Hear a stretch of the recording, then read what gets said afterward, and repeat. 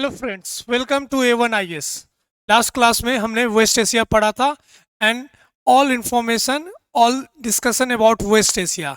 हमने सिग्निफिकेंस के बारे में पढ़ा, इंडिया के लिए पढ़ा कि इंडिया पे क्या इम्पैक्ट हो सकता। आज हम पर्टिकुलर 2-3 कंट्रीज़ को लेकर एक ओवरव्यू रखेंगे, एक इम्पॉर्टेंट डिस्कशंस करेंगे कि वेस्ट एशिया में this countries how play important role in India's foreign policy. और एक इम्पॉर्टेंट टॉपिक चाइना का कुछ इंपॉर्टेंट सिग्निफिकेंस पढ़ेंगे।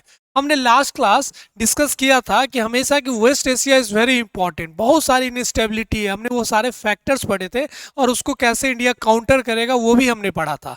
आज कुछ 3-4 इंपॉर्टेंट कंट्रीज हमें पढ़ना है in this west Asia part 2 lecture में।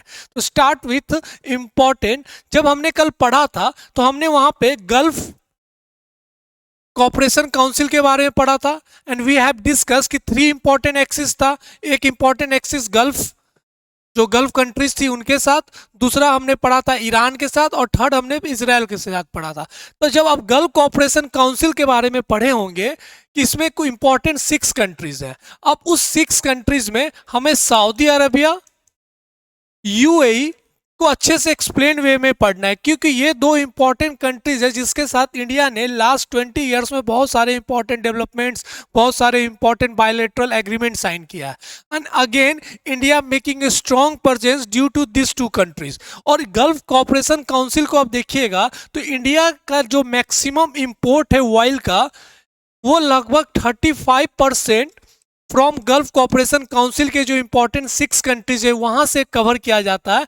और अगर हम गैस की बात करें तो around 70% we import from the Gulf corporation Council, जिसमें कुवैत, बहरीन और Qatar are the important one. तो Gulf corporation Council and particular to Saudi Arabia and UAE हमें पढ़ना है। दूसरा हमने इसी में जो सेकेंड एक्सिस ईरान था, ये भी बहुत इंपॉर्टेंट है, यहाँ पे चाइना का influence. And last one is the Israel. Israel Hamas conflict आपने पढ़ा होगा, ये ज़्यादा नहीं है, लेकिन this 3 countries are very important to understand India's diplomacy. तो ये हमें पर्टिकुलर एक एक कंट्री करके पढ़ना होगा। Now we move to the important one. अगर हम सबसे पहले सऊदी अरबिया के बारे में पढ़े तो Saudi Arabia is one of the important countries, और इसके साथ हमारा रिलेशंस आफ्टर इंडिपेंडेंस, जैसे हमने सॉवरेन कंट्री बने हम, वहां से हमारा डिप्लोमेटिक रिलेशन शुरू हो गया। Where Riyadh declaration and Delhi declaration, 2 important declaration, Riyadh and Delhi Declaration are 2 important declaration where signify और intensify India's diplomacy और bilateral relations। तो ये 2 important है। और इंडिया का जो डिप्लोमेसी रहा है फ्रॉम लास्ट 2 आप डिकेट्स बोल सकते हैं, या 2014 से India significantly using their bilateral relation, civilisational connect, people to people connect, वो और भी इंटेंसिफाई कर रही है। एंड मोदी गवर्नमेंट का वेस्ट एशिया के साथ स्ट्रॉन्ग रिलेशन डेवलप करना ये सबसे इंपॉर्टेंट इसलिए हो गया टू सिक्योर आवर एनर्जी। जो एनर्जी सिक्योरिटी की हम बात करते हैं, एनर्जी डाइवर्सिफिकेशन की बात करते हैं, उसमें हमें गल्फ कंट्रीज के साथ और वेस्ट एशिया के साथ स्ट्रॉन्ग रिलेशंस डेवलप करना। तो ये सारे पॉइंट्स आपको बेसिक्स पता होना चाहिए, तभी आप बहुत अच्छे से जो रीसेंट डेवलपमेंट्स हैं इन द इंटरनेशनल रिलेशंस और जियो पॉलिटिक्स आप बहुत अच्छे से समझ सकते हैं। Then we move to the important Saudi Arabia. तो जो इंपॉर्टेंट कॉपरेशंस की हम बात करते हैं सऊदी अरबिया का, इसमें जो सबसे इंपॉर्टेंट एक आता है, 2 इंपॉर्टेंट, एक तो ट्रेड, ये हर कंट्रीज के साथ ट्रेड एंड इकोनॉमी की जब हम बात करते हैं तो this 2 important are the significant, जो एक सबसे इंपॉर्टेंट बेडरॉक का काम करता है, जो इंपॉर्टेंट पिलर का साथ करता है कि जितना अच्छा हम बिजनेस करेंगे उतना ही स्ट्रॉन्ग हमारा डिप्लोमेसी, हमारा बायलैटरल रिलेशंस डेवलप होगा। अब किसी भी कंट्रीज के साथ बिजनेस नहीं करेंगे और आप सोचेंगे सिर्फ डायलॉग करके हम रिलेशन को और इंटेंसिफाई कर ले और स्ट्रॉन्ग बना ले, ये कभी नहीं हो सकता। तो जो पहला प्रायोरिटी हमेशा दिया जाता है कि trade and relations always the critical part, जिसमें Saudi Arabia is India's 4th largest trading partner, and India is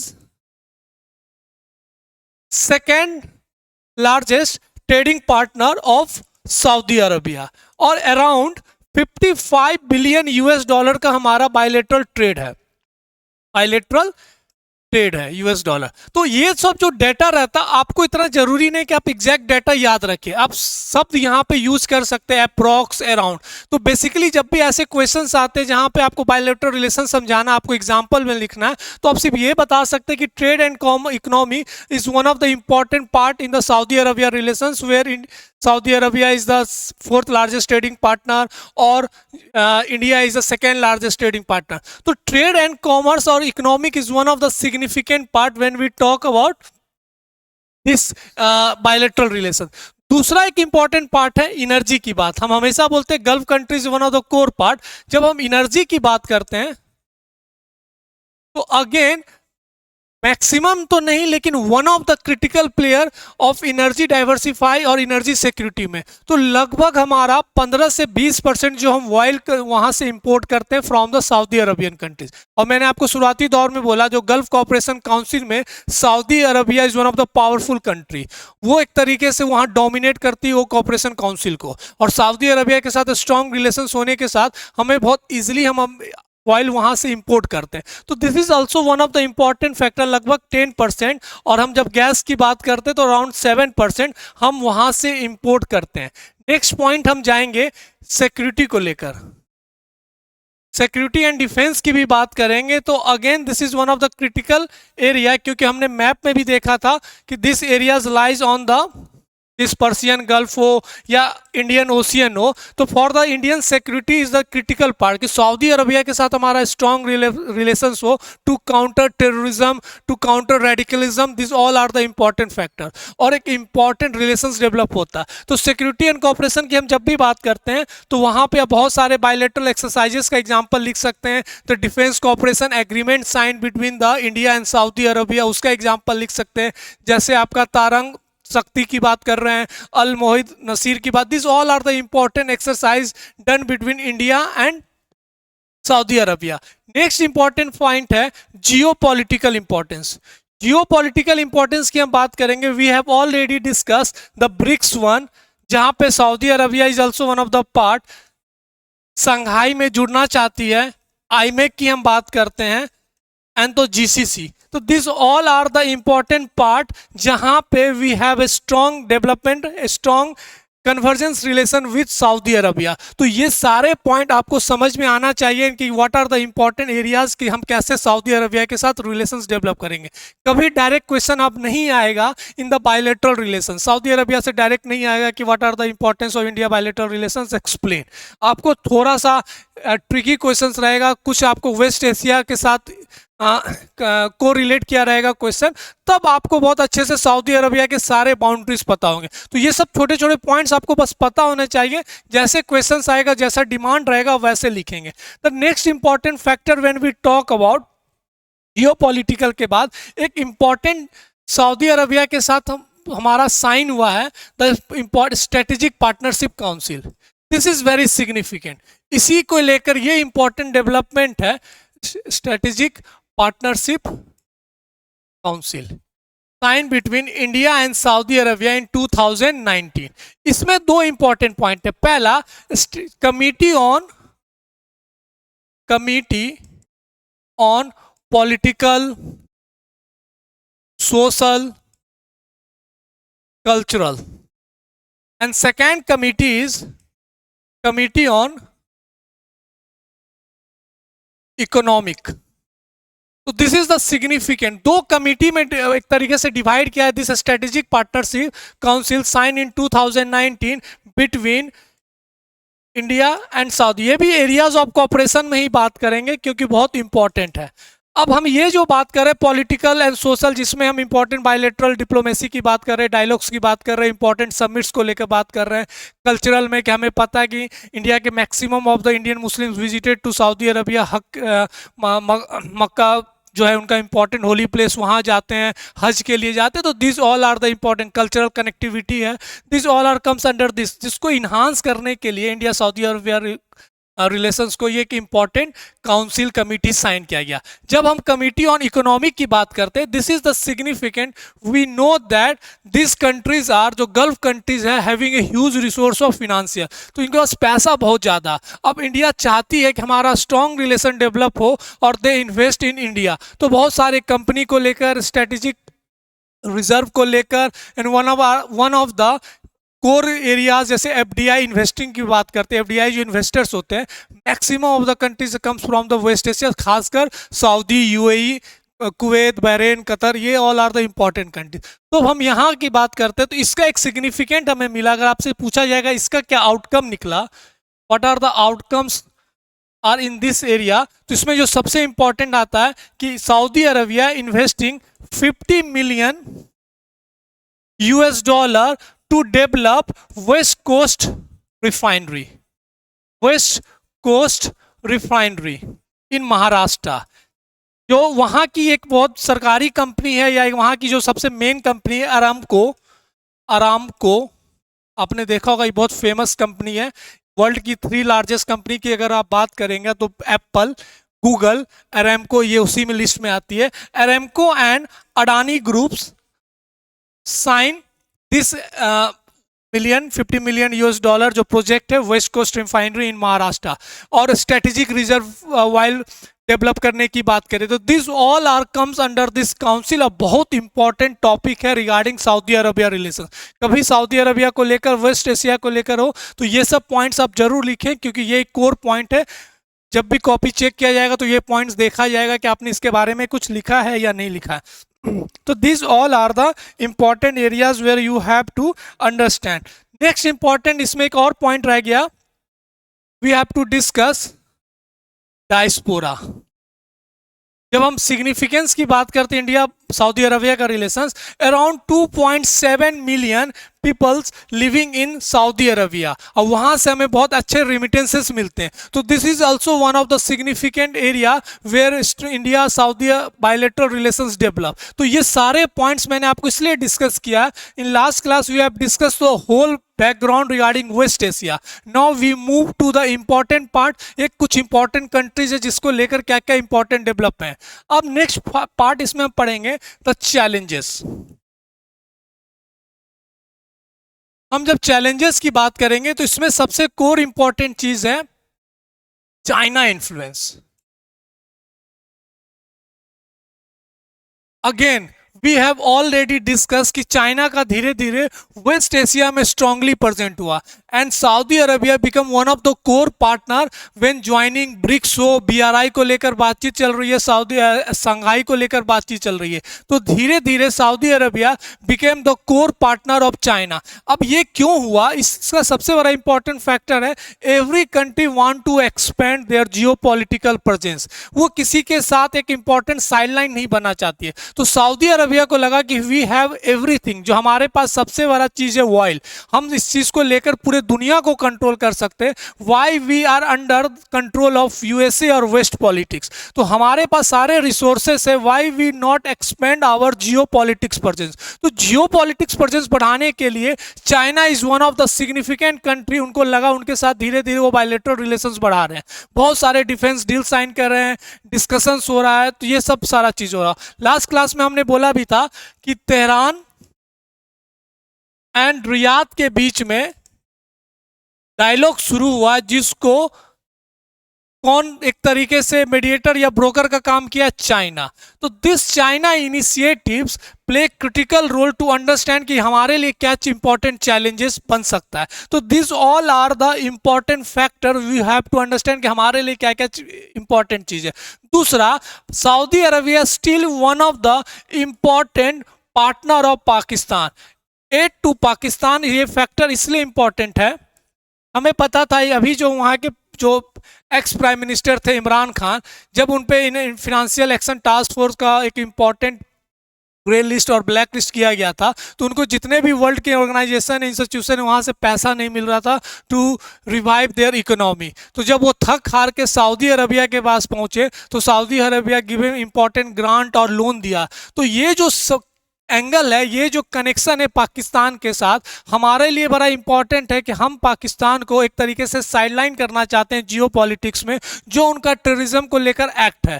तो इसको ध्यान में रखते तो उनका हम चाहते हैं कि सबसे पहले उनका इकोनॉमिक को एक तरीके से ओवर शैडो कर दे। तो this all are the important factor. लेकिन सऊदी अरबिया के साथ strong relation is one of the important challenges to sideline Pakistan by India. तो उसके लिए भी हमारा बहुत सारा डिप्लोमेसी डायलॉग चल रहा है कि वो पाकिस्तान के साथ रिलेशंस थोड़ा सा डाउनग्रेड करे and we have a strong relation with Saudi Arabia. तो this all are the important factor. एक बड़ा कॉमन फैक्टर वहां पे रहा है कफाला सिस्टम। कफाला सिस्टम अब ये क्यों है? When we talk about the areas of cooperation, people to people contact, तो हमें पता है कि इंडिया की जो डायस्पोरा है लगभग 30 लाख लोग वहां पर रहते हैं। अब 30 लाख लोग तो रहते हैं, तो उनके ह्यूमन राइट्स को लेकर, उनके इंपॉर्टेंट फंडामेंटल राइट्स हो गए या उनके जो भी इंपॉर्टेंट राइट्स है पर्टिकुलर जिस कंट्रीज में रहते हैं, उसका जो सबसे बड़ा जिम्मेदारी हो जाता है जिस कंट्री में वो रहते हैं और जिस कंट्री के वो हैं। तो भारत के लिए भी बड़ा इंपॉर्टेंट है कि उनके डायस्पोरा का वहाँ पे क्या पोजीशन है, उनके साथ कोई वायलेशंस नहीं हो रहे, उनके साथ कोई ह्यूमन राइट्स के साथ उनके साथ छेड़छाड़ नहीं किया जा रहा। For that reason we have always concern and we have open the channel to talk with Saudi Arabia. अब वहाँ पे कोई इंपॉर्टेंट इशूज निकल के आया, the kafala system, and this issue is very common in waste Asia. तो ये Saudi Arabia के साथ दिक्कत नहीं है, पूरे वेस्ट एशिया में ही दिक्कत है। अब कफाला सिस्टम क्या होता है पहले ये समझिए। अगर कोई भी लोग यहाँ से काम करने जब जाते हैं गल्फ कंट्रीज में, तो उनके वो एक मीडिएटर के थ्रू जाते हैं, एक ब्रोकर के थ्रू जाते हैं, एंड ब्रोकर ने सब पहले वो एग्रीमेंट साइन कराते हैं कि ठीक है आप इतने दिनों तक काम कीजिए, ये कीजिए, वो कीजिए। तो जो वो ब्रोकर होते हैं उनको बोला जाता है कफील। कफील, ठीक।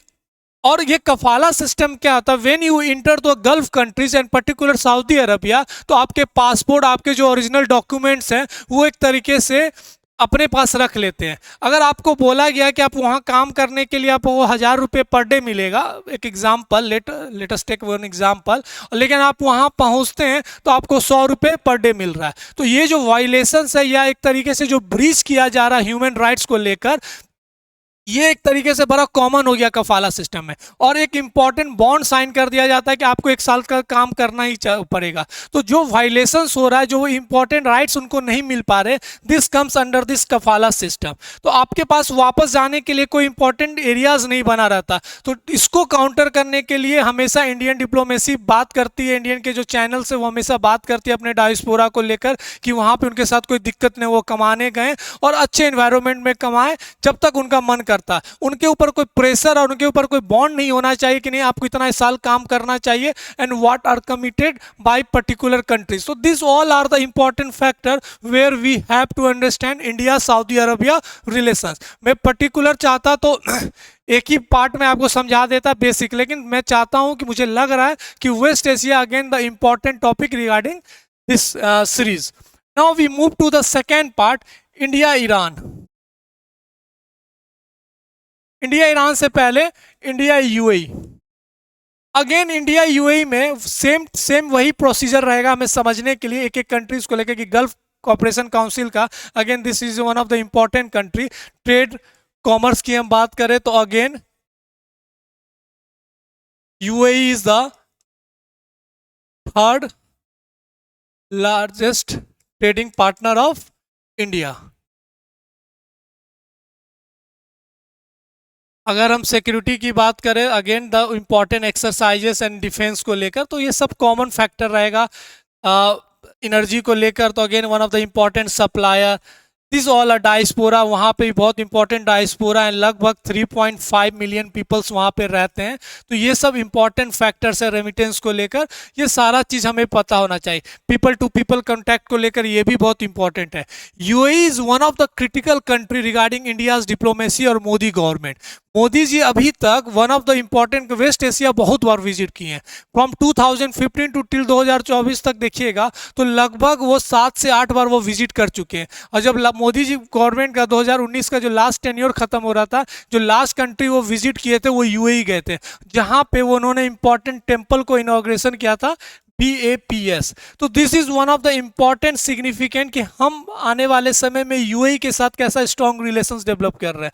तो ये भी बड़ा इंपॉर्टेंट फैक्टर है जो हमने सारा चीज डिस्कस किया। बस आपको पॉइंट्स याद रहने चाहिए कि ये कोर पॉइंट्स है जो हमने सिग्निफिकेंस में बात किया था। वन ऑफ द सिग्निफिकेंट, जैसे हमने स्ट्रेटेजिक पार्टनरशिप काउंसिल की बात किया, यहाँ पे जो एक इंपॉर्टेंट चीज साइन हुआ है, comprehensive economic partnership agreement sign between India and UAE. और हमने जियोपॉलिटिकल में ही पढ़ा, I2U2 पढ़ा है, ब्रिक्स के बारे में पढ़ा है, वहां पे भी this geopolitical presence, Gulf Cooperation Council. तो this is also one of the significant, ये इंडिया के लिए बड़ा one of the significant factor रहा है कि साइन करना इंडिया और यूएई का एक important comprehensive economic partnership agreement. Again we talk about the challenges was same, China, क्योंकि China is one of the core area जिन्होंने धीरे धीरे इंडिया के डिप्लोमेसी को चैलेंज किया इन द वेस्ट एशिया। और जितने कंट्रीज है now they change the important geo politics. USA is always dominate in waste Asia, UAE हो, सऊदी अरबिया हो, कुवैत हो, इसराइल हो, this all are the important core partner of USA. लेकिन China का धीरे धीरे प्रेजेंस बढ़ना and the shifting of global order from west to east, this all are the important factor where China play critical role। तो यहाँ पे भी कफाला system एक important issues है। तो these all are the important challenges what we have discussed in UAE। तो ये भी बहुत important है। Now we move to the important Iran. Iran को लेकर आपने पढ़ा होगा, बहुत सारे डेवलपमेंट्स हैं, इंडिया एंड ईरान। तो दिस थ्री इंपॉर्टेंट चीज है जो हमें पूरा पता होना चाहिए and we have cover all west Asia information content regarding recent development. तो ये सारा चीज हमने पढ़ा। मैं again I am saying this is very important topic. एक दो क्वेश्चन हम इस पर डिस्कस करेंगे तो और भी आपको क्रिस्टल क्लियर हो जाएगा कंसेप्ट को लेकर। When we talk about the India Iran relations, see this is one of the important areas where we have to understand India Iran relations strongly start after the Iran revolution। Iran revolution के बाद वहां पे एक तरीके से change हुआ, monarchy खत्म होके वहां पे एक तरीके से इस्लामिक डेमोक्रेसी शुरू हुआ और वहां से माना जाता है कि इंडिया ईरान का स्ट्रॉन्ग रिलेशंस डेवलप हुआ। लेकिन धीरे धीरे due to the pressure from USA India Iran relations में बहुत सारे अप एंड डाउन्स हुए। जब जब ईरान पे सेंक्शंस लगते थे तो इंडिया पे प्रेशर दिया जाता था फ्रॉम द यूएसए साइड कि do not buy and purchase the oil from Iran. तो बेसिकली वो इकोनॉमिक के साथ साथ ईरान को पूरे जियो पॉलिटिक्स में एक तरीके से कॉर्नर करना चाहते थे और वो चाहते थे कि इंडिया इसमें सपोर्ट करे। कुछ कारण था उस समय, we have always follow USA, क्योंकि हम पे भी बहुत सारे इंपॉर्टेंट सेंक्शंस लगे हुए थे फ्रॉम द वेस्ट जियोपॉलिटिक्स, क्योंकि हमने एक इंपॉर्टेंट न्यूक्लियर एक्सप्लोजन किया था तो हम पे भी बहुत सेंक्शंस लगे थे। We want to remove this sanctions. उसके साथ हमने एक इंपॉर्टेंट न्यूक्लियर डील साइन किया और 2008 के बाद when USA have sign India US nuclear deal, जिसको 123 एग्रीमेंट भी बोला जाता है, 123 एग्रीमेंट भी बोला जाता है, उसके बाद we making a strong relations के एक तरीके से हमारा USA one of the important partner हो गया और वहां से हमने ईरान के साथ 2010 के बाद स्ट्रॉन्ग रिलेशंस डेवलप किए क्योंकि हम पे लगभग सेंक्शंस रिमूव कर दिए गए थे। तो we are now became the strong country and our presence play critical role in the whole geopolitics. तो this all are the important background you have to understand regarding geopolitics और international relations. तो ये एक overview दिया गया 1950। ये सारा important points है जो आपको Iran India balancing act between Israel Palestine, ये सेकंड दूसरा चीज है। When we talk of Iran relations, ये यहाँ से देखिए दिल्ली एंड तेहरान साइन है इंपॉर्टेंट, जहाँ पे हम चाबहार पोर्ट की बात करते हैं। तो this all are the important area जो हमें पढ़ना है। And Modi government play critical role, Modi government play critical role to enhance India Iran relations. तो ये एक तरीके से आप बोल सकते हैं this government have play important role, बहुत अच्छे तरीके से उन्होंने वेस्ट एशिया के साथ अपने फॉरेन रिलेशंस डेवलप किए। वेल बैलेंस वेल डिहाइपेनेशन पॉलिसी, और इसमें आप जितना क्रेडिट किसी को देंगे उसमें हमारे एक्सटर्नल अफेयर्स मिनिस्टर को या जो फॉर्मर एक्सटर्नल अफेयर मिनिस्टर थी जो लेट सुषमा स्वराज, उनका भी बहुत बड़ा योगदान था। वो ओआईसी में जाके जो एक भाषण दी थी रिगार्डिंग द मुस्लिम्स को लेकर, इंडियन मुस्लिम्स को लेकर, अभी भी भारत उसका एक ऑब्जर्वर मेंबर है, इंडिया उसके परमानेंट मेंबर बनना चाहती है। वो भाषण भी बहुत शानदार भाषण था कि उन्होंने बताया कि हमारे यहाँ पे जो मुस्लिम्स है, जो इंडियन मुस्लिम्स है, बड़ा डाइवर्सिफाई है। वो मैथिली भी बोलते हैं, मगही भी बोलते हैं, भोजपुरी भी बोलते हैं, मराठी भी बोलते हैं, बंगाली भी बोलते हैं और हिंदी भी बोलते हैं, उर्दू बोलते हैं। तो इतना डाइवर्सिफाई मुस्लिम्स पूरे दुनिया में कहीं नहीं है जहाँ भारत में है। तो इट मीन्स दैट जो हमारा इतना ह्यूज पॉपुलेशन है इंडियन मुस्लिम्स का, we are one of the core contender regarding OIC. और ऑर्गेनाइजेशन ऑफ इस्लामिक जो ग्रुप है उसमें भारत उसमें चाहता है वहाँ प्रेजेंस हो, लेकिन Pakistan always play road block, वहाँ ब्लॉक करती है कि इंडिया उसका मेंबर ना बने। तो ये जो सिग्निफिकेंस आप देख रहे हो वेस्ट एशिया को लेकर, उसमें this government play one of the vital role to enhance, to converge India West Asia relations. So these all are the important point when we talk about the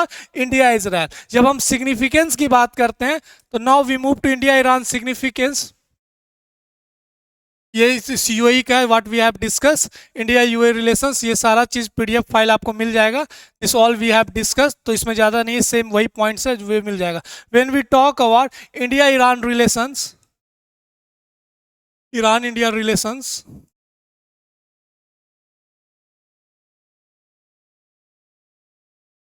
इसमें जो सबसे इंपॉर्टेंट बात वही है energy को लेकर। We are one of the largest supplier of oil from Iran. तो this is the one of the core factor. सब फैक्टर वो सेम रहेगा, सिक्योरिटी को लेकर, जियोपॉलिटिकल प्रेजेंस को लेकर, सब पॉइंट सेम रहेंगे। सिक्योरिटी को लेकर, ईरान को लेकर, सेंट्रल एशिया में हमारे लिए एक इंपॉर्टेंट कॉरिडोर है, इसलिए हम ईरान के साथ इंपॉर्टेंट रिलेशंस है। दूसरा चाबहार पोर्ट को लेकर, this are the same point where we have to understand.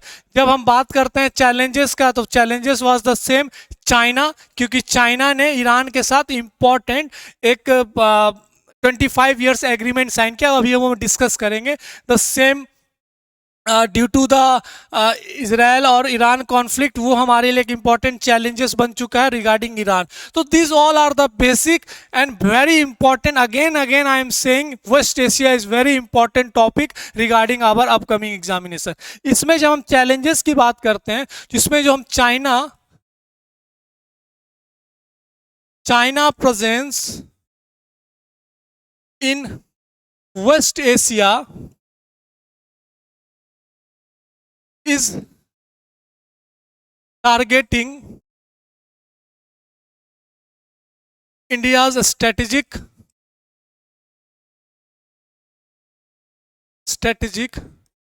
role in West Asia, जहां पे हमने एक फ्रेज यूज किया था again, the dragon in the sand dunes. और ईरान के साथ बहुत इंपॉर्टेंट डेवलपमेंट्स है। China and Iran signed 25 years agreement, partnership agreement, और इसके महज में चाइना ने कहा कि we will invest 400 billion $US money in Iran, और उसके महज में वो सस्ते तेल वहां से परचेस कर रहा। अब उसका जो नेक्स्ट स्टेप है, दे वांट चाबहार पोर्ट से वो कनेक्ट करना चाहती है।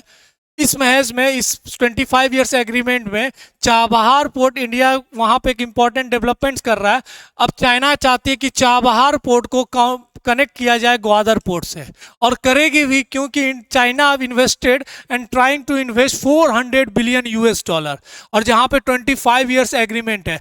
जैसे चाइना को एक तरीके से साइडलाइन किया जा रहा फ्रॉम द वेस्ट पॉलिटिक्स, वैसे ईरान को वेस्ट एशिया में किया जा रहा। तो जब दो जख्म खाए लोग साथ में आएंगे तो दे मेकम द इम्पॉर्टेंट फ्रेंड। तो एक तरीके से बोला जाता है ना, दुश्मन का दोस्त तो ये जो फ्रेज यूज किया जाता वो दोस्त नहीं होता। तो ये चाइना एंड ईरान का जो पार्टनरशिप है, या चाइना ईरान रसिया का जो एक्सिस है या नेक्सस है, is one of the important to understand India's diplomatic और स्ट्रेटेजिक ऑटोनॉमी। अब भारत इसको कैसे काउंटर कर रही है वो भी बहुत इंपॉर्टेंट है। तो ये सारे सिग्निफिकेंस आपको वेस्ट एशिया में मिलेगा and you have to understand all rules. तो चाबहार से वो कनेक्ट करेगी Gwadar port and through Gwadar port BRI they enter into the China province. तो अब उनको जो मलक्का स्टेट का जो डायलेमा है उसको काउंटर करने के लिए, साउथ चाइना सी का जो एरिया उसको एक तरीके से इनस्टेबल है उसको काउंटर करने के लिए they can easily access through Chabahar to Gwadar and through BRI initiative from Pakistan to